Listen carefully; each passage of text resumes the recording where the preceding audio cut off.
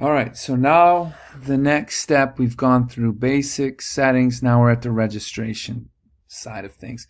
This is a copying of event, so we can preview what it looks like right here. This is what it looks like. We've got this here.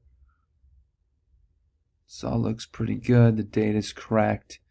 This all looks really, really good.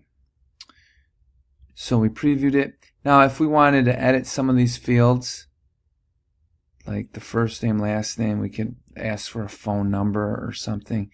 You can come here and add, any of this stuff here.